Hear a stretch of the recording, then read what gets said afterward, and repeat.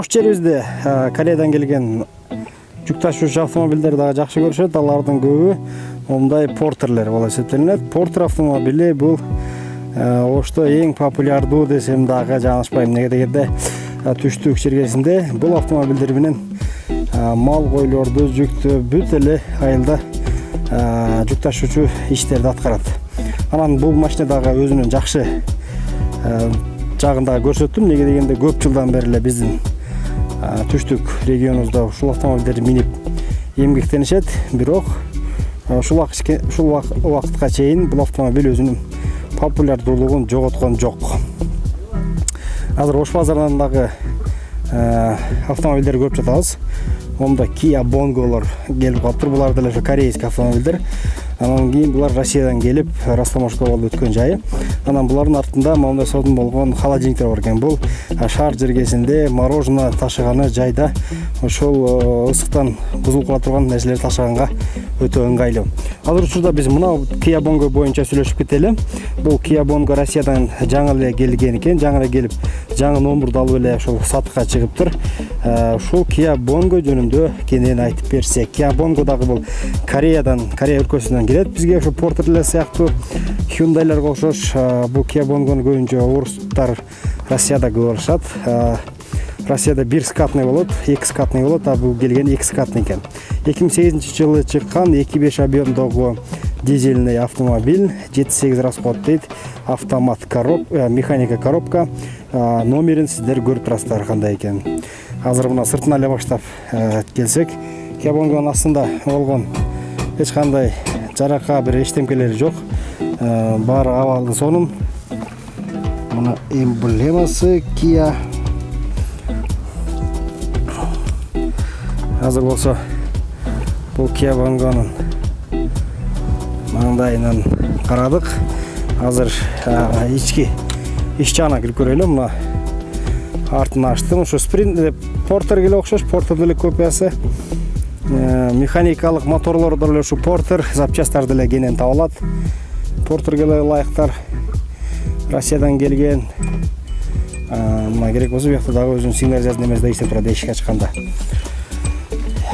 Эң башкысы автомобилди ачышыбыз менен ичиндеги спидометрди карап өтүш керекпиз. Спидометрде жазып коюптур 237 000 километр жол жүргөн автомобиль экен Kia Bongo.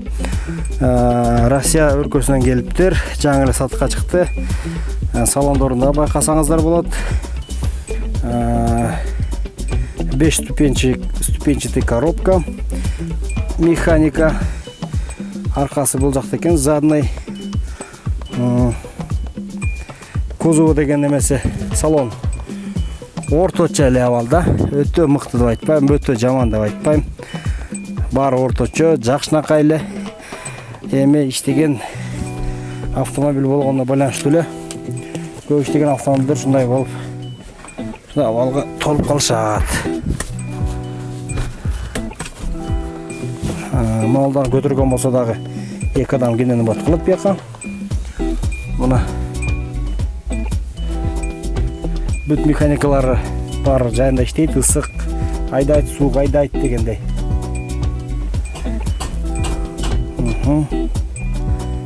Көрсөңүздөр болот, бар жайында. Автомобиль орто абалда. Анан бул машиналардын дагы эң кызыктуу жайы алдыңкы алдынан алды эми бар эле Портер болот экен. Портерге ошол эле мотор деле ошол, бардыгы деле ошол, объемдор деле, расход деле ошол. Анан эң кызык жагы артындагы холодильник. Неге дегенде бул холодильникте ошо жайында иштесеңиздер болот. Холодильник жайында бузулуп кете турган продукталарды ташысаңыз болот. Ошон үчүн бизде Ошто өтө булар керек. Неге дегенде Ош бул Кыргызстандагы эң ысык облустардын бири. Артында Россияда жүргөн үчүн өзүңүздөр байкалып турат. Бул жакта темелерде ржавчина, чириктер эми пайда болгон жайы. Буну дагы бир сыра тазалап туруп убагында краскалап коюш керек. Ошондо гана будан куткарылса болот. Ошол түбүн дагы байкап сиздерге көрсөтөлүм. Бул коюлган темирдин акыбалы дагы орточо эле. Просто бул Россияда көп иштеген автомобиль болгондугуна байланыштуу эле ушундай абалда турат. Эки темир болот экен бул жакта. Мынасы биринчиси экен, бул экинчиси үстүндө холодильникти кийген. Холодильник кийгелип бурга отурат экен. Арканкы мост.